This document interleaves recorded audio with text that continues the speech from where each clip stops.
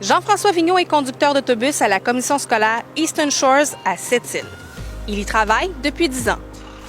Pour occuper ce poste dans une commission scolaire, il faut détenir un permis de conduire de classe appropriée et suivre une formation spécifique au transport scolaire. Il nous explique son parcours. J'avais déjà mon permis de conduire classe 5. Ça a été ça un peu mon début, là, juste pratiquer, j'avais pas d'élèves à bord, rien. Par après, la commission scolaire m'a envoyé passer mon permis de conduire là, pour faire les tests et faire l'inspection.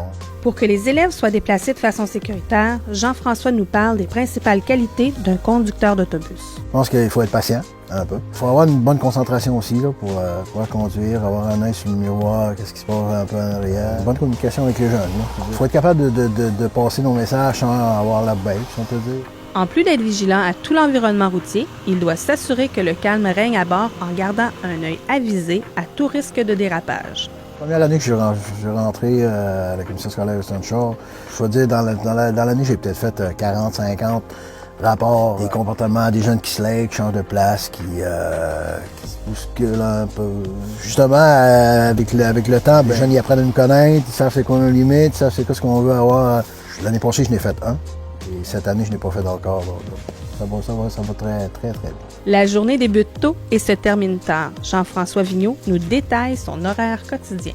On commence le matin, de 7 à 8, on a l'entrée des élèves dans les écoles. Après ça, ici, à l'école primaire, il y a un programme de prématernelle. Donc, eux, c'est des demi-journées.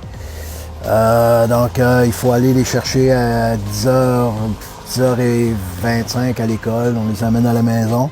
Après ça, on repart à 12h20, on va chercher d'autres prématernelles parce qu'il y a 2 groupes de prématernelles. Puis il y a la sortie des élèves en fin de journée à 3h. Là. La sortie régulière, après ça on revient pour chercher des élèves qui font du parascolaire et on les ramène à la maison. C'est environ 110-120 km. Le conducteur d'autobus joue le rôle d'ange gardien auprès des jeunes qu'il reconduit de l'école à la maison. Il prend à cœur que la sécurité soit assurée du début à la fin de la journée.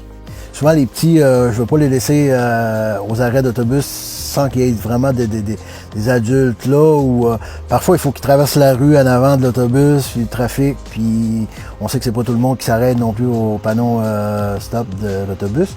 J'aime mieux garder les jeunes à bord, les ramène à l'école, s'il n'y a pas de parents là, les petits, là, pas les 6e année. Là. Encore la semaine passée, j'ai ramené des jeunes à l'école, 2 jeunes que les parents n'étaient pas là. Souvent, j'aime mieux les garder à bord plutôt que de les laisser sur le bord. L'école a besoin de soutien.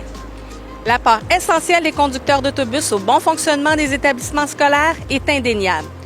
Tout comme Jean-François Vigneault, ils sont près de 27 000 membres à la Fédération du personnel de soutien scolaire, travaillant dans l'ombre dans 81 classes d'emploi pour permettre à l'école d'accomplir sa mission. Mélanie Renaud pour CSQ, le magazine.